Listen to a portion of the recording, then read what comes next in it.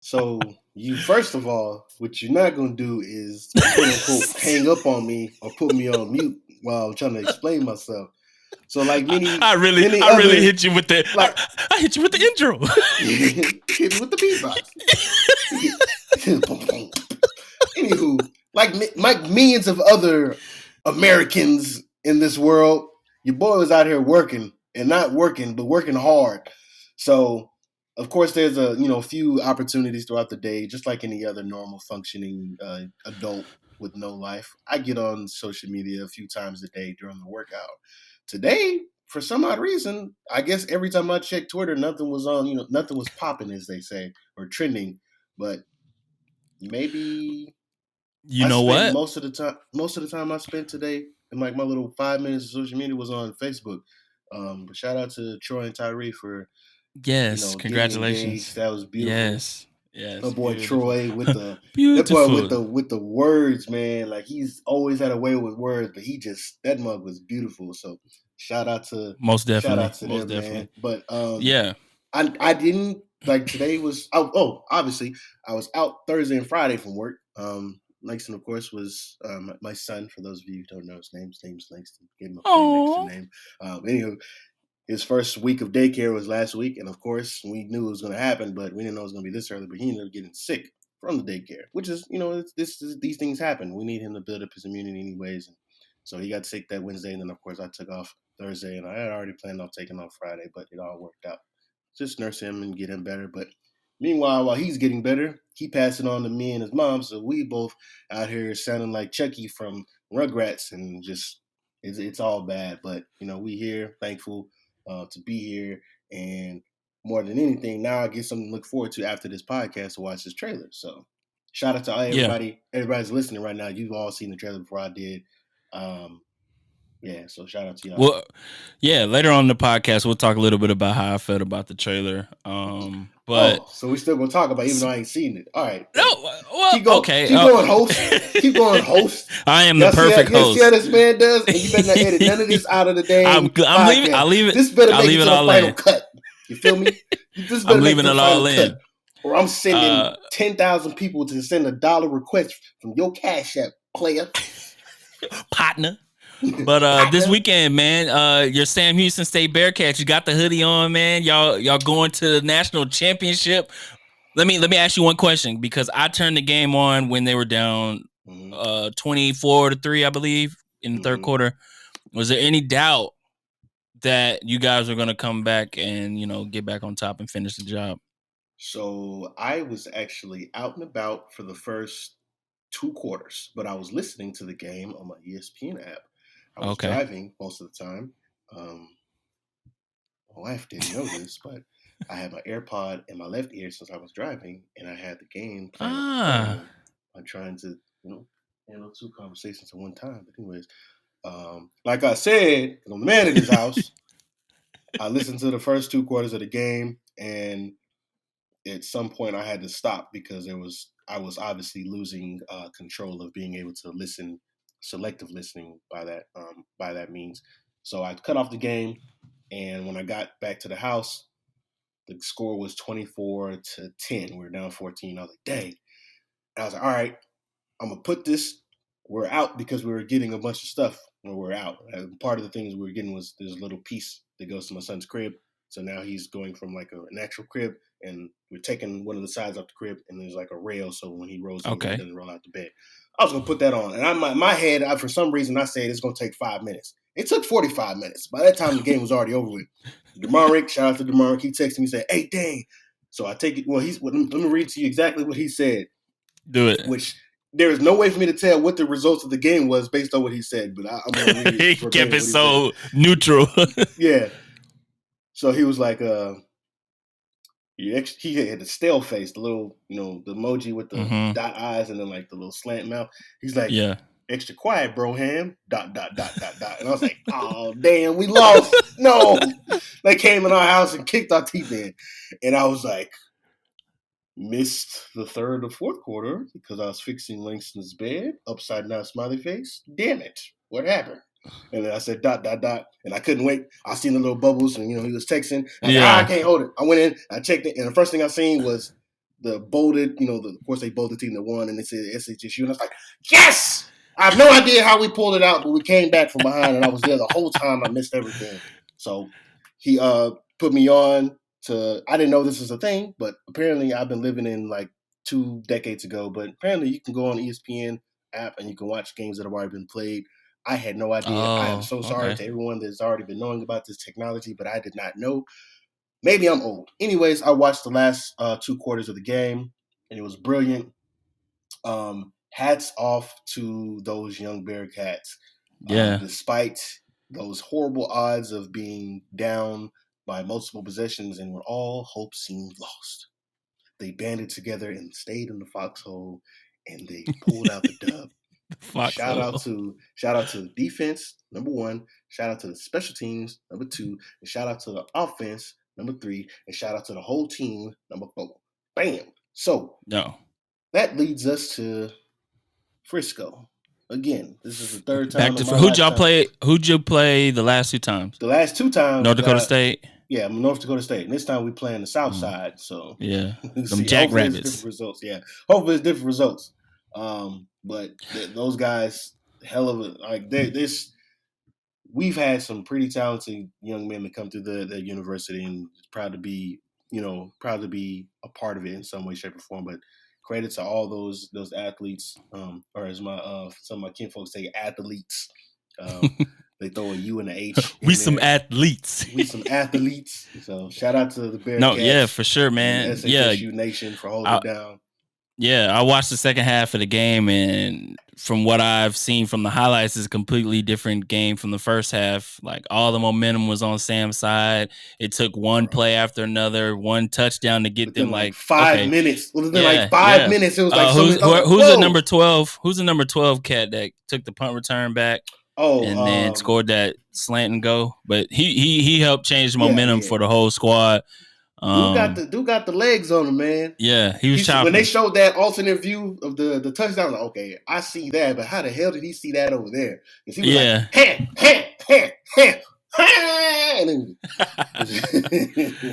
Yeah, but congrats to Sam Houston. Let's give those guys an applause.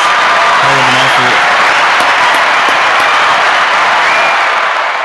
And on Sunday, the game's Sunday at 1 in Frisco, Texas, against the South Dakota State Jackrabbits. It's going to be a tough one, but, maybe third time's a charm, my guy, for you guys. Yeah, we're going to see. And we need you to watch, too, because apparently, according to DeMar, shout out to DeMar, and, of course, Brody. Shout out to my boy Brody. Yeah, Brody as well. Of course, all of us are Sam Houston alumni. Yeah. So Malcolm Marek is the person. He, looking at his crystal ball, his sports crystal ball, he came to the epic conclusion that it was actually you, Deonte LeJean Epps, is responsible for us turning the tides and coming back. Hey man, I didn't want to take the credit for it. I'm humble over here. I'm 30 now. I don't. Oh yeah, shout out to DeMarek too. That boy gave me $30 for my birthday. 30 for 30. Shout out to him, man. They don't make real ones like that anymore, man. They don't. They really don't, man. They don't. On to NCAA President Mark Emmert. Mark, he finally got his contract, got re-signed just a few weeks ago. So now he's trying to play it safe, or whatever you may call it. This article is from Yahoo Sports. It states that NCAA Mark Emmert says athletes should be able to make money starting in 2021. Article is from Nick Bromberg. It says, is the NCAA finally ready to change its rules that prevent college athletes from getting endorsements?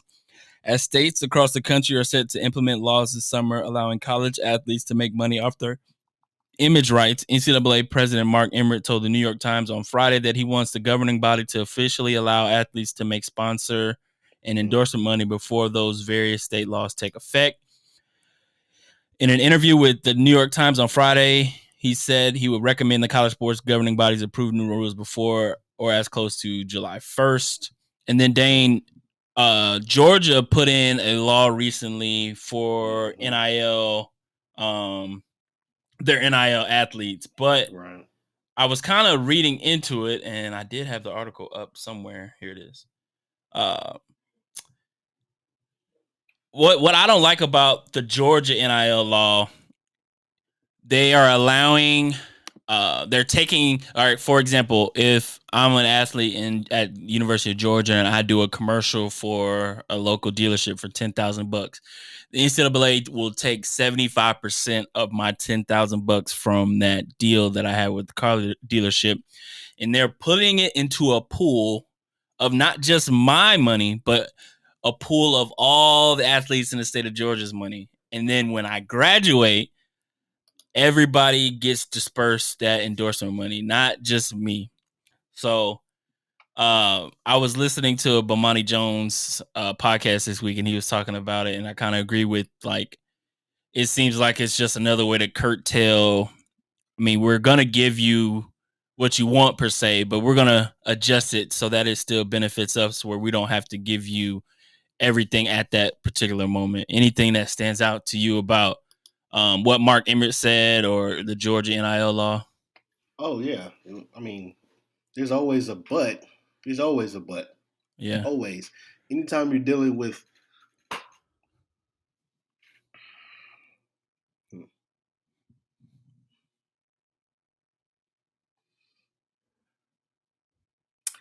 anytime you're dealing with a particular kind of old, rich, entitled, out of touch men. White men. The white man. Anytime you're dealing with these guys like that, there's always going to be contingencies. There's always going to be some red tape. There's always going to be some. All you got to do is pull yourself up by your bootstraps and graduate, and you'll get I'll give you a little something for your troubles. By then, what's the incentive to graduate? No, never mind. I'm not going to go there yet. But anywho, yet another hurdle for the athletes to reap the benefits in which they don't get to. No, they don't get to reap the benefits immediately. Let me ask you this, Deonte. Yeah. Advertising money. Those, I don't know, advances in contracts that these big name universities get for, I don't know, being in a bowl game. You think they have to wait a few months, maybe 4 years, to get that money? To go into effect? You think they have to wait to upgrade their weight rooms and upgrade these nice fat coaching contracts and things like that? Do you think they have to wait for that? Or do you think that's kind of instant? I don't think they have to wait for that, Dane. I think they get that money, if not in a month's time, maybe weeks. Interesting. Okay. Very interesting. It just reminds me of it's just like your bank or any type of bank. When you pay for something, you need to pay for it before you leave the store immediately. But if you're trying to get a refund, that joint's going to take, your money will be credited back to your account within 7 to 10 business days. 7 to 10 business days or 3 to 5 weeks at the worst.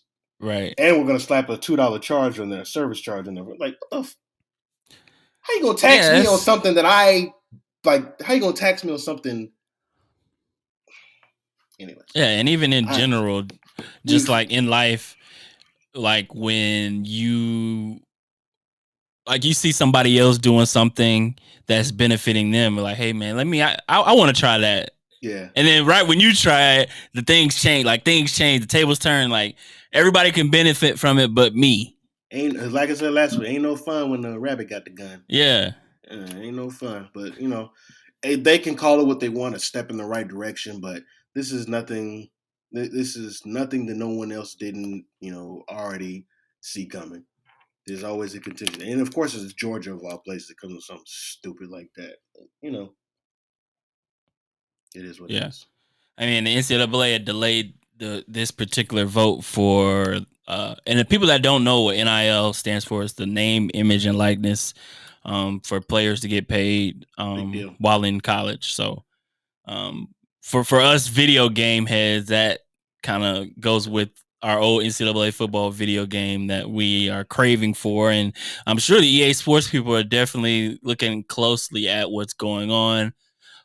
Because when they announced the game a few months ago, there was a lot of talk about whether or not they would have the names of the players on there. And maybe if whatever goes through the course at this time, like when we talk with Brian Mazik from Forbes, whatever happens with the courts within these next few years, as far as the NIL laws are concerned, maybe we can possibly see names on the jerseys of players in that game. So it's interesting to see. Interesting. Yeah, but are you ready for it? Oh, wait, while you're listening, we have your ears here. I forgot to tell you guys, if you are listening on Apple Podcasts, give us a 5-star rating, please, and a nice review, and it'll help us get our podcast to a lot of ears out there. So we appreciate that. Now, it's time for General Homeboy!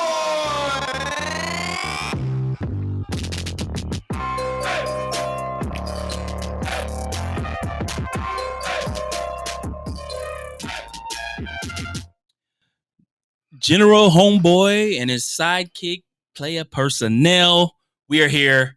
We're going to talk about 4 guys, Dane. You know, the draft just ended a week ago or so, and, you know, we have some more prospects coming next season. So we're going to talk about a few guys here that could pop up on some draft boards coming next draft season. Yeah. A few guys that everyone here, if you're listening, probably should pay attention to. I know we're probably getting ahead of ourselves. Like, dang, Deonte, we still have a lot of professional sports that are going on. We have baseball. We have basketball. We have the Olympic trials coming up soon. Why are you guys jumping the gun and talking about football still? Well, we're about to enter one of the darkest times in the year, and that's when there is no football, technically no professional football. And everybody knows that we squeeze and take any type of football coverage that we can. So, without further ado, we'll go ahead and get this thing crack-a-lacking. The first overall pick, the first guy that I want to bring attention to is none other than a safety. Why safety? Because I know in my wildest dreams, the Dallas Cowboys will never in their life draft a safety with a high pick. And why I say a high pick? Well, for 2 reasons. One, Cowboys more than likely we're going to finish somewhere between pick number 1 and pick number 17, just my guess. And then 2, more than likely, this young man is going in the first round, the top of the first round. I'm talking about none other than Kyle Hamilton. I've seen him in a few draft boards. A Swiss Army knife. Man can do it all. So let me tell you about this guy. The issue, anybody who's ever watched a game, watched highlights, or just watched film, period, from the first snap to the last snap, you always run across, or there's you will consistently run across one guy, right? You're there to watch one particular guy, but then as you're watching one guy, you notice some other guy on the field. It's like, man, what about that guy? What about him? Well, that's the very thing that I was thinking when I was looking at. Who was I looking at? I was looking at Jeremiah Wusu-Koramoah. And of course, it led me down a rabbit hole looking at other defenders in that particular region. And of course, I came across Kyle Hamilton. And of course, he's a ball hawk. He always finds himself around the ball, which to me, I need somebody like that on my defense. But in my wildest dreams, I know the Dallas Cowboys do not prioritize. We don't prioritize safeties and we don't prioritize defensive tackles. So that's not going to happen. But there's going to be one lucky team out there that has a needed safety that thinks outside the box and knows how to build a defense, of course, in the trenches, but also on the back end with those playmakers. And so he will not find his way in Dallas, but more than likely probably in the division somewhere because, other teams, they draft for, positional value like that. Anywho, Deonte, who's your guy? Who's your first guy? My first guy is coming out of the University of Clemson. My guy, Justin Ross. Clemson can be in that argument, Dane, for wide receiver U. They've had, somewhat in the argument. They've had DeAndre Hopkins, Sammy Watkins. They've had Hunter Renfrow recently. Those are some of the top guys. And then some guys that were on there for a while but kind of fell off lately is Mike Williams, Martavius Bryant. Those guys, they show signs and flashes. I think Justin Ross, we've seen it a couple of times the last few years in big games where, he's a big playmaking type receiver. He lost Trevor Lawrence, but he has DJ Uiagalelei there in Clemson to still throw him the rock. I think he'll be I don't know. Well, I think he'll work his way up to a first round pick this year. This past season, we did see a plethora of receivers taken, but there'll never not be. To me, I feel like receivers are a position that'll always get selected high and early. And if he can show throughout the season, that he could be a consistent target catching, tough passes over the middle, and leading Clemson to the playoffs once again, I'm sure his draft stock will rise high. So my first guy, Dane, is Justin Ross out of Clemson. Who you got next? Well, hailing all the way from the wide receiver university, amongst other amazing superlatives, Garrett Wilson from the Ohio State University. I'll say that again. Okay. So it was a very tough decision for me to make, but at the end of the day, I had to go with a Texas native. With Wilson is either Wilson or Chris Olave, because we have those type of options about first round talent on that roster. Such a deep class of receivers that we have this year as well. So I think the Ohio State University. So no, I said we. Oh, I thought you said the. My bad. Yeah, you're right. You do. We. We.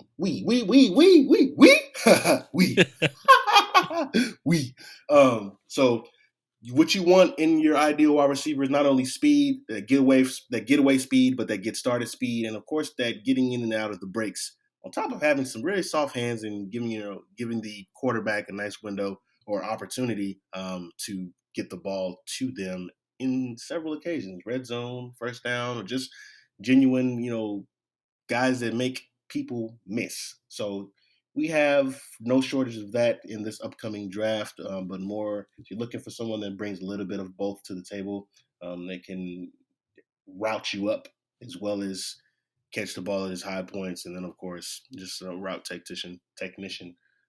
Look no further than my boy Garrett Wilson. So we'll get to see plenty of him this upcoming school year.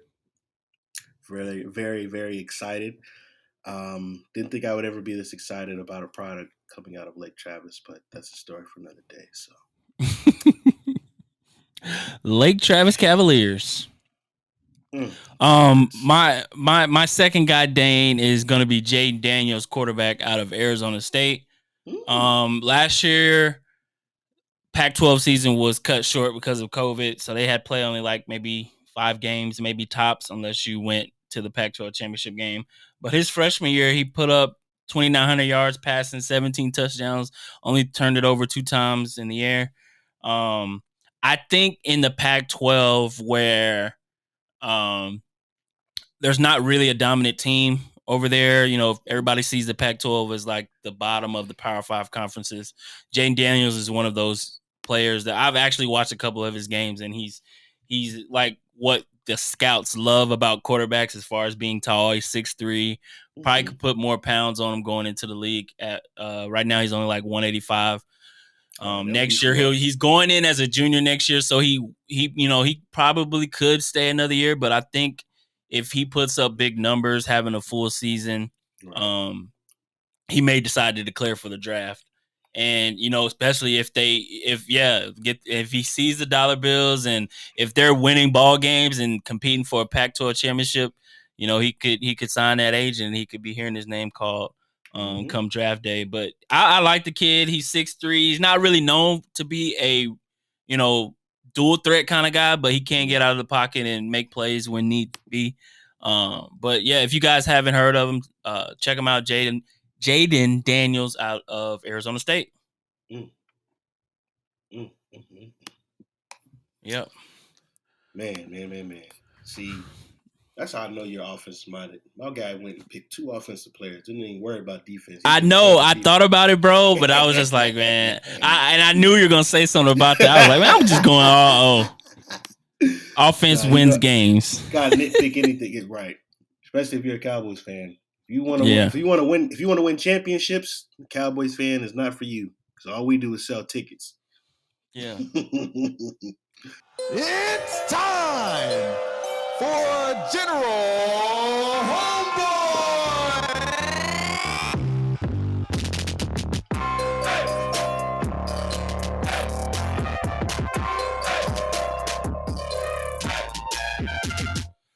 And that's your General Homeboy segment brought to you by, sponsored by nobody.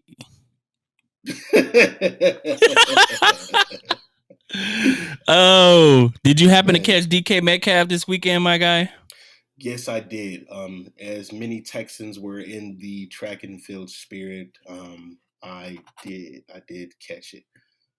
I don't think I was surprised. He ran faster than I thought he was going to run. I'm not going to lie, but he, let it be a testament that to people who still don't understanding or firmly grasp the concept, football speed and track speed are two totally different things. Two totally different things. Deonte, we found this out the hard way in high school. What you mean we?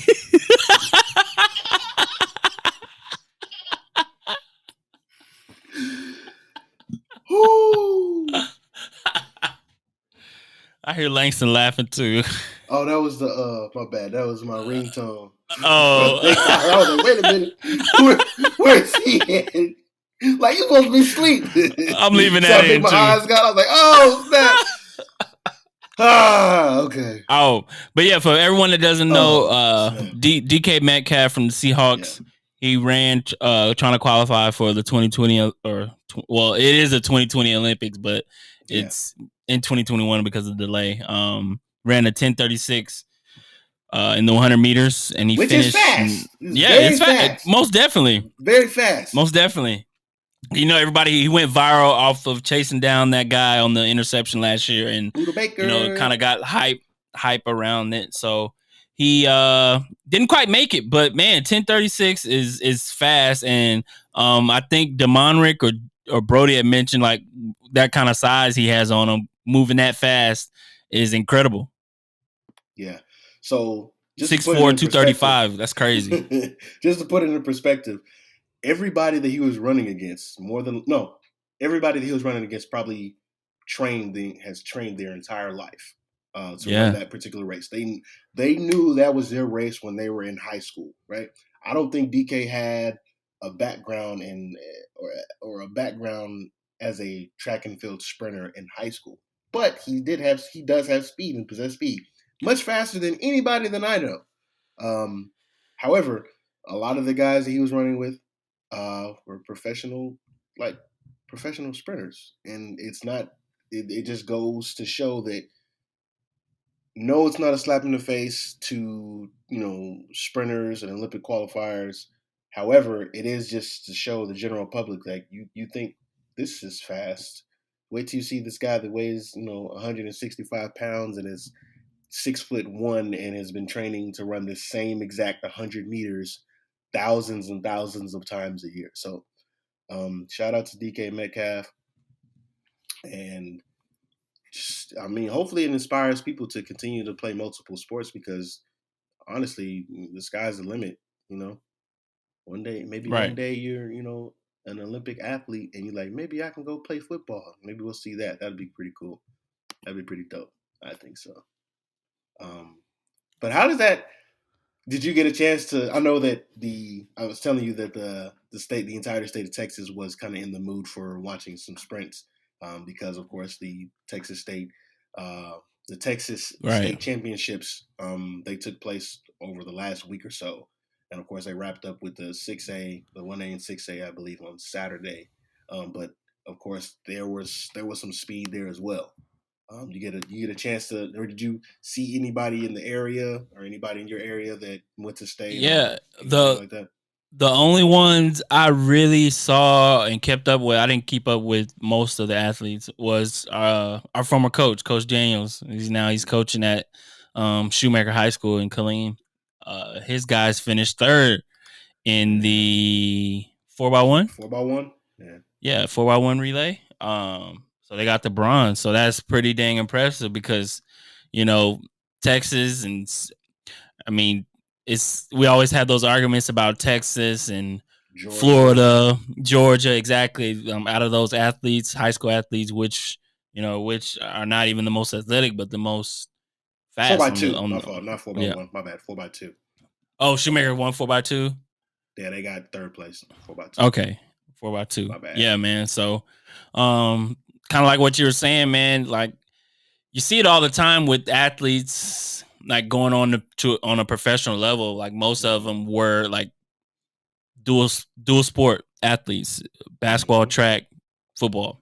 Of course, the linemen. I mean, they participated in track too on the big events, and when I mean big, I mean the the field events. You call the boys fat, but no, but that's when I was coaching. We used to call them big, like the big BIG events. But anyway, yeah, man. So, what do you have any like favorite dual threat athletes that maybe played in the league? Maybe Dion that played baseball, football. Any guys that come to mind for you? For me, right off the top, only because of knowing and learning about him as a kid, and then of course not realizing how amazing he was until I got older, putting it in complete perspective. Bo Jackson. Like I wish when I was younger I understood why he was such a big deal, but of course didn't realize that until I got older. But probably Bo Jackson and the Dallas Cowboy Bully Bob Hayes. Outside of that, those are the only two guys. Of course, Bully Bob Hayes, I'm inclined to believe, as many as others are, I believe he's credited for the reason behind the position of a safety in football because he's so fast. But of course, he was an Olympic athlete. He got a gold in the 100, if I'm not mistaken. And of course, he was a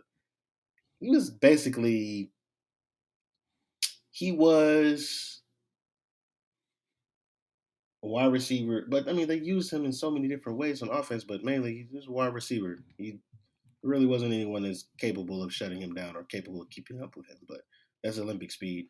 And of course, Bo Jackson. If you don't know anything about Bo Jackson, I recommend watching 30 for 30 that they did on him some time ago. Yeah. Wasn't it called Bo Nose? Was it Bo Nose? Yeah. You don't know Bo or something like I can't remember, but it was Bo Jackson. Yeah, that one sounds right too. That's who you got? Well, mine. This my answer. I'm kind of cheating because he did not play. He wasn't an Olympic sprinter, but he could have been one. I'm going with my uncle, man. He played in the league.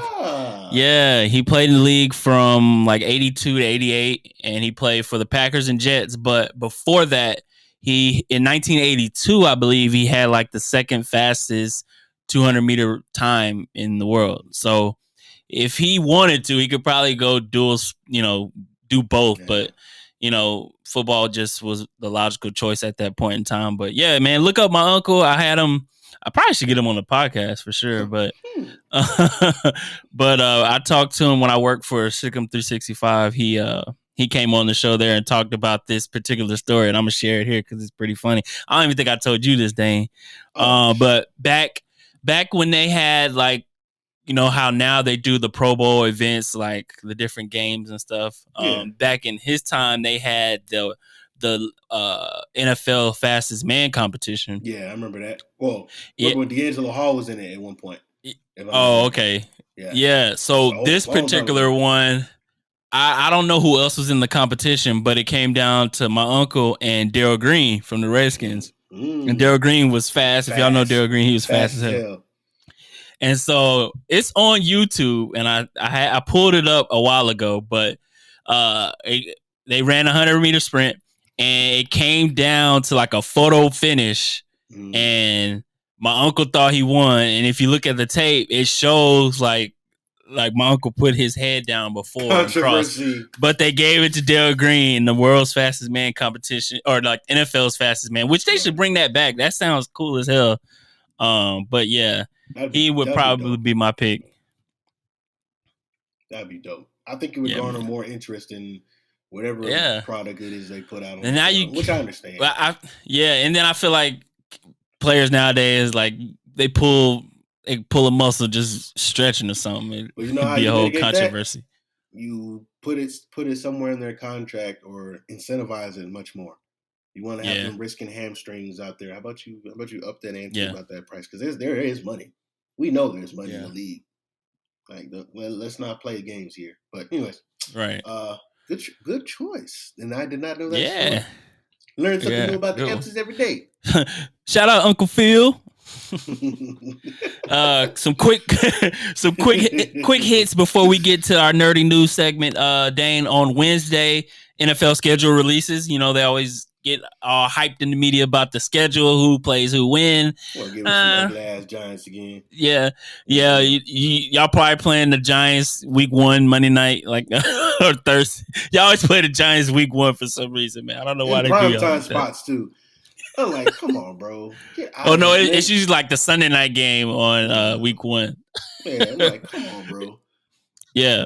So schedule releases on Wednesday. Then today, Urban Meyer signed Timothy Tebow for tight end for the Jacksonville Jaguars, man. And before I get to you, Dane, because that face is priceless. Jalen Rose. Do you follow Jalen Rose on Twitter? I believe I do. I don't know if he has his hashtag GBTW. Yeah. So hey, if y'all don't know what GBTW is, just look it up. And that's all I have to say about this particular situation.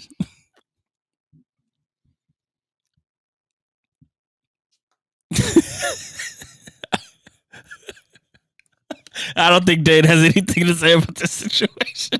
I think the silence says it all. All right, so Tim Tebow signs with the Jacksonville Jaguars. We'll see how long he stays there. And that is your quick hits. Now on to... What's that sound?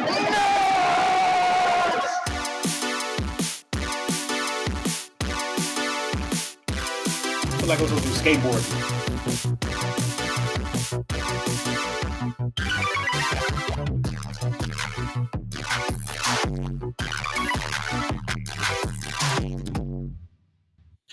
Once again, Keith coming through with our segment music. That's the nerdy news segment. Thank you, Keith, once again. Friend of the show, brother, friend. Appreciate you so much. Man of many talents. Man of many talents. We'll say it again. Nerdy news segment, Dane. Cinemark signs new theatrical deals with 5 major studios. This is coming from Variety. Says Cinemark has reached new agreements with the 5 major studios that can help formalize a shorter theatrical window. Terms of the deal not disclosed, but it comes as COVID-19 has reshaped the amount of time that films show exclusively on the big screen before making their home entertainment debuts. The company signed a deal with Universal in November that enables them to put new movies on premium video-on-demand platforms 17 days after they open in theaters. Films that generate at least $50 million on opening weekend ticket sales, however, must play exclusively in theaters for 31 days or 5 full weekends. So this new deal is agreements with Warner Brothers, Walt Disney Company, Paramount Pictures, and Sony. So the big guns. So basically, sounds like, you know, how we used to always have to wait, you know, months before it got to DVD, or now everything is on demand. It seems like most of the big time studios are cutting it down significantly. I can't see in this article a specific time frame. I don't know if it's similar to the 17-day deal that Universal did, but I kind of like it because I never understood back in the day why that window was so long for a movie to go to DVD, but it seems like now with everything even more dependent on streaming and all the digital streaming apps and all that, all of those kind of things, that a lot of people aren't ready to go fully into a theater yet, with, you know, COVID-19 still causing some issues here and there. But what you think about it, bro? I mean, me personally, if I think a movie's good, if I think the trailer's good, I'm gonna watch it regardless of where it's gonna be at. That's all I'm gonna say. Obviously, safely, I haven't been to the movies. I haven't been to a movie theater since January of 2020. That was 2 months before What everything you remember? What down. you saw? I believe it was Bad Boys. Maybe it was Dang. February. I can't remember. January, February, 1 or 2. I think it was Bad Boys. I want to say it was Bad Boys. Was it Bad Boys? I think it was Bad Boys. I can't remember. Maybe all these years are running together now. I don't remember. I know I went to see Tenet like when theaters opened back up here in Waco. Maybe I don't know whatever month Tenet came out this year. Or was that? It's funny that you say No, that was in 2020. That was in 2020. I have Tenet right here. Oh yes. Oh yes. Tenet. Fantastic movie. Came across a really. I ain't gonna talk about it here because it's not the place, not the time, and the place to talk about Tenet spoilers. But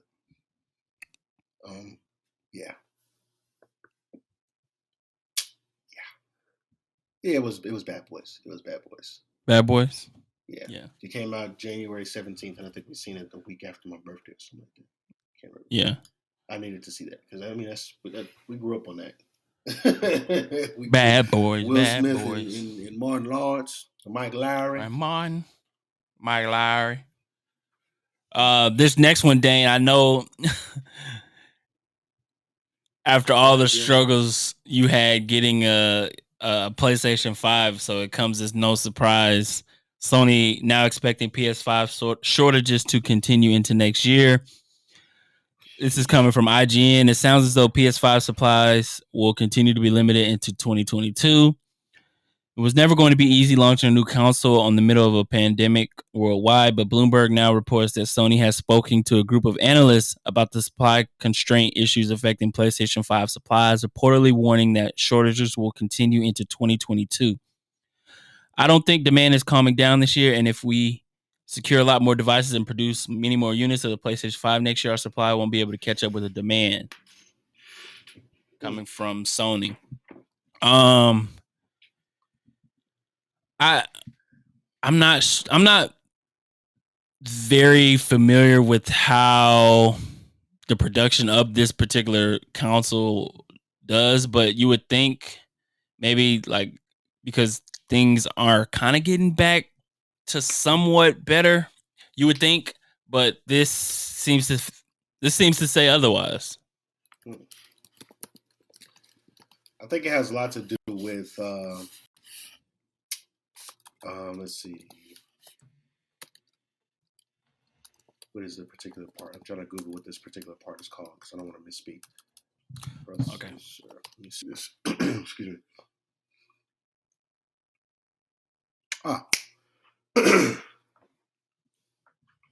There's a particular chip. There's a particular chip, or if I'm not mistaken, that could be that shortage of that particular chip might be the cause of this PS5 production. But the difficulty, the difficulty in the production of PS5s because of this particular chip. The shortage, of course, could be affected by, or it could be caused by data mining, or just because of the pandemic. And then, of course, so many other industries rely on these particular chips or the manufacturers of these particular chips. So that has an effect on it. It's all economics, which is an amazing thing. You think about wanting to go to the store and buying a simple video game console, same to what we've been doing, most of our lives. I think it's tough. Anybody who is involved with it, anybody who makes a living off of the process of PS5s, or anybody who just needs the PS5 for their leisure, I think it's tough. And I know we're talking about video games here, but we're speaking in the middle of a pandemic. One of the things that helps a lot of us get by is entertainment, especially when we're confined to spaces without having without contact or limited contact with other human beings, is watching TV, watching movies, reading books, and playing video games. And of course, the video gaming audience, the general demographics of the video game audience has expanded monumentally. So, we have plenty of women that are playing video games more than there were in the past, which is awesome. I didn't know that there was such a thing as women not playing video games, because my household, my sisters just play video games too. So I just thought it was normal to everybody playing video games. So I got older and realized, wait, you don't play video games? But anyway, it's a way of life. And it is a hobby, especially now with streamers that make money for a living. Like, I didn't think of that. You're absolutely right. And right there. People that use it as, a form of congregating or socializing or just, fellowship. So, so yeah. So we'll see, it's the best part of playing. Like when I had the PlayStation 5, it was fun having it, but it's not as much fun as playing with you and my brother and all of our other friends. That play the game for a minute too. Yeah, and it's like that Will Smith meme from the last episode, Fresh Prince. Had my controller just looking around. It's just, it's nice, but damn, I'm the only one in here. But I mean, hopefully. They could, the shortages, he's saying the shortages continue, but hopefully they can somehow figure a way to produce more and get it out there to people that want it, because, the people want to play. The streets need it, man. Yeah, for sure. But other than that, man, episode 44 of the duo. Extra $100 in my pocket. Maybe need some new shoes. Good episode, my guy. If you want to help us out once again, give us a 5-star review on Apple, a great rating, or should I say a 5-star rating and a review on Apple. Really help us out. Let me add something to that. Do it. If you don't want to give us a 5-star rating, or if you don't feel that we deserve a 5-star rating, do us another favor. Send us a message. Send us some comments. Let us know. Give us some feedback what we can do to get to that 5-star. And then maybe in a few months we make those, we take those suggestions, take them to heart, and we get a little think tank going. Get a little think tank. We make some, corrections, some modifications, if you will. And a few months down the road, then maybe you listen to us like, you know what, these guys, they're on the way. Maybe they listen to the feedback. Maybe they're worth a 5-star now. How about that? Maybe do that. We make that a deal. How about that? And if you still don't like it, hit up Deonte's PayPal or his CashApp. He'll send you $1. Yeah. Give you one air horn on the way out. Appreciate you guys listening to episode 44 of the Duo Sports and Stuff podcast. You can listen to this episode and all of our episodes on all digital streaming platforms, as well as our website, www.theduosportsandstuffpodcast.com. We are out.